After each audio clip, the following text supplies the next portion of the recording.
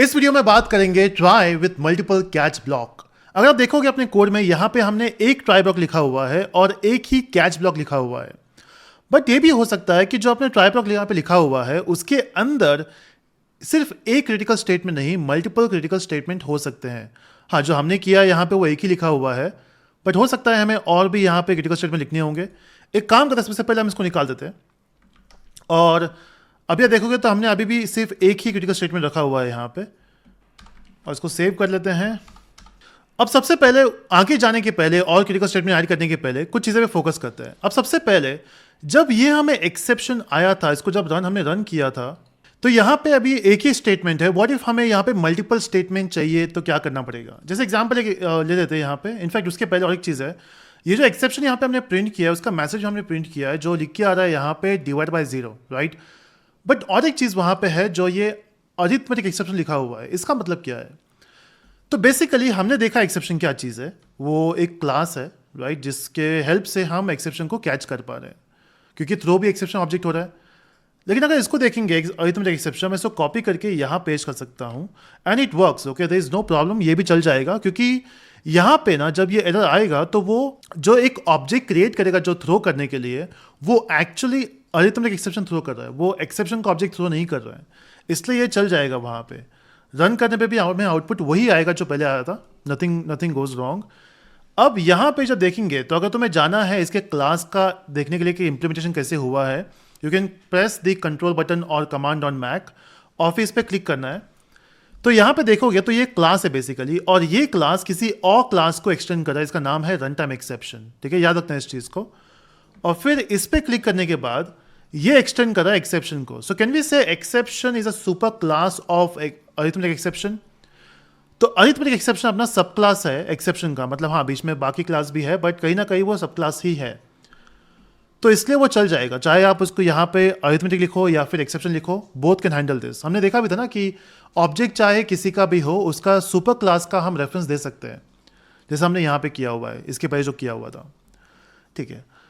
और एक चीज़ है, instead of printing something went wrong we should print something good, right. जैसे क्या व्हाट वेंट रॉन्ग, यूजर को बताना चाहिए हमें एग्जैक्टली प्रॉब्लम क्या है। सो you can say can not divide a number by 0।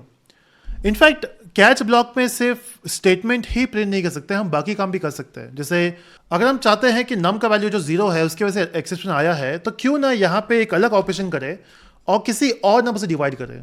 Again ये सारे यूज केस पे डिपेंड है कि आपको वो करना है या नहीं करना है, बट पॉसिबल है, वो चीज़ें आप कर सकते हो कैच ब्लॉक में। एक हम एग्जाम्पल ले सकते हैं। लेट्स से कोई डेटाबेस है, हमने कोई प्रोजेक्ट बनाया हुआ है, वो डेटाबेस से कनेक्ट हो रहा है।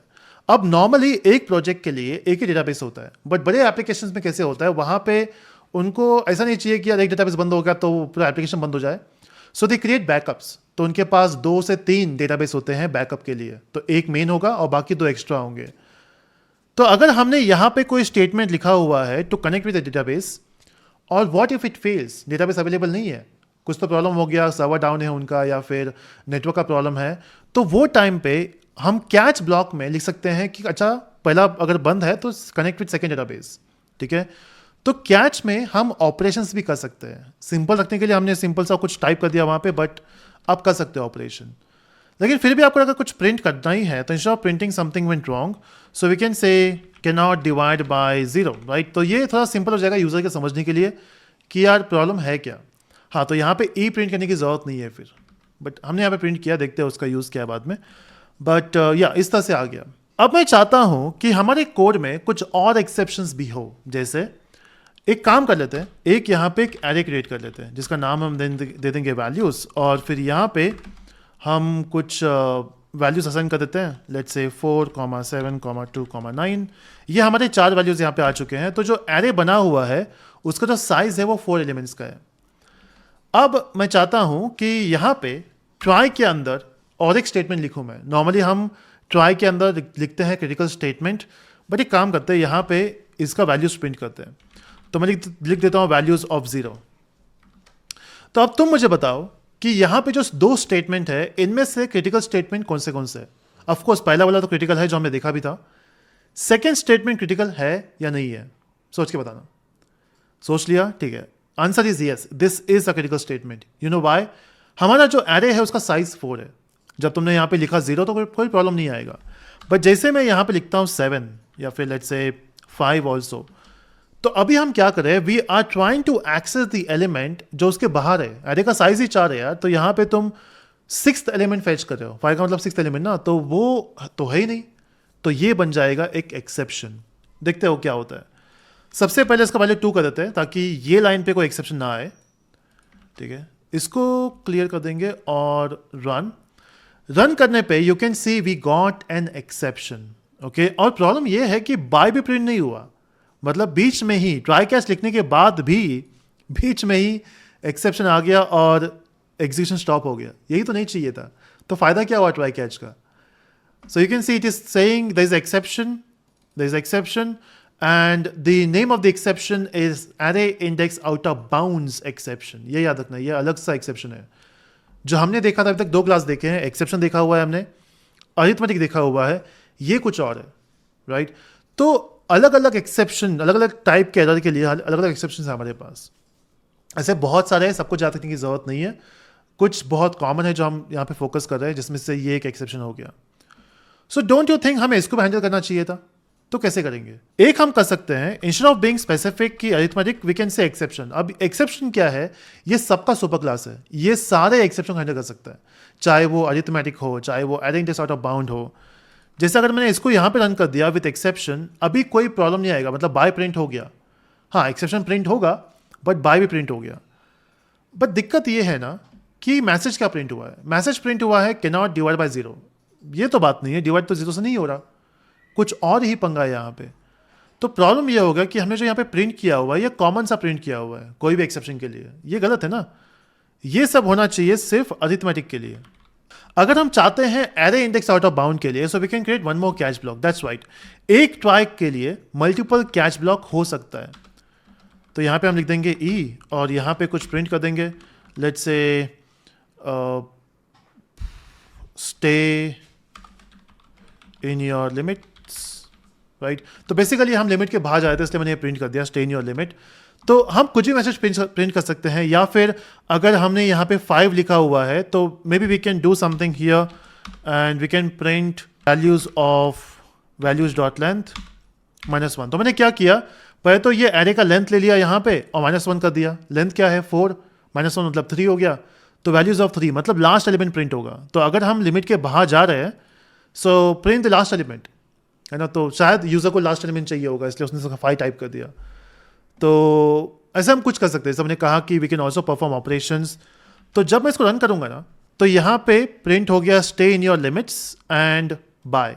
राइट, और यहाँ पे 9 भी प्रिंट हो गया जो लास्ट एलिमेंट है. तो इस तरह से हम कुछ कर सकते हैं कैच ब्लॉक के अंदर. तो एक ट्राई के साथ मल्टीपल कैच ब्लॉक हो सकता है. अच्छा, और एक चीज़ है, हमने यहाँ पे 2 स्टेटमेंट लिखा हुआ है और हम एज्यूम कर रहे हैं कि ये 2 स्टेटमेंट या तो वो देंगे अरिथमेटिक एक्सेप्शन या वो दे देंगे array index out of bounds exception.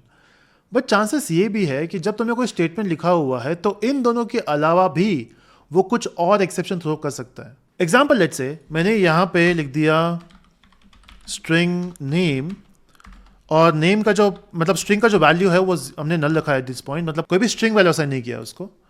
और मैं चाहता हूँ कि यहाँ पे ये जो नंबर है ना num2, ये एक्चुअली num2 नहीं होना चाहिए. This should be name dot length. तो जो भी नेम का लेंथ है उससे डिवाइड होना चाहिए. जैसे एग्जाम्पल अगर यहाँ पे नाम नवीन है तो नंबर नवीन का लेंथ कितना है 5 है. सो 6 डिवाइड बाई 5 ऐसा कुछ ऑपरेशन होना चाहिए. तो अब दिक्कत ये है कि जब इसको हम रन करेंगे ना, एक काम करते हैं पहले क्लियर कर लेते हैं. रन करने पे यू गॉट एन एक्सेप्शन. अब वो तो हमने सोचा ही नहीं था कि यार इससे भी एक्सेप्शन आ सकता है. हमने हैंडल कर लिया अरिथमेटिक, हमने हैंडल कर लिया इंडेक्स आउट ऑफ बाउंड. अब ये नया है which is null point exception. तो इसका मतलब ये है कि as a programmer we have to understand कि क्या क्या एक्सेप्शन आ सकता है, उसको हैंडल कर लो. बट यार चांसेस ये भी है कि हम कुछ एक्सेप्शन भूल जाए या फिर हमें नहीं समझे वो टाइम पे कि ये आ सकता है. तो बेस्ट क्या होगा ना, एट द एंड मतलब तुम सारे एक्सेप्शन हैंडल कर लो जो तुम्हें पता है, और ये भी बोल सकते हो कि इसके अलावा कुछ एक्सेप्शन आता है तो वो हैंडल कर लेगा एक्सेप्शन ब्लॉक, क्योंकि एक्सेप्शन का जो है वो कुछ भी हैंडल कर सकता है. एंड यहाँ पे you can say something went wrong. तो ये सेफ साइड रहने के लिए एट द एंड हम लिख सकते हैं एक्सेप्शन और ये हम प्रिंट कर सकते हैं. तो होगा क्या, पहले तो यही 2 मैच होगा. जैसे अगर कुछ एक्सेप्शन आ गया तो पहले चेक करेगा क्या वो इससे मैच कर रहा है. हाँ तो ठीक है, ये प्रिंट कर दो. क्या वो इससे मैच कर रहा है, मतलब एक टाइम पे देखिए कैच होगा, अगर इससे मैच कर लिया तो बाकी चेक नहीं होगा, इससे मैच नहीं हुआ तो सेकंड चेक करेगा, इससे मैच हो गया तो ठीक है, अगर इससे मैच भी नहीं हुआ तो वो जाएगा एक्सेप्शन पे, राइट। तो इस तरह से उसका फ्लो मेंटेन करता है। तो इस तरह से basically we can write the try block with multiple catch blocks.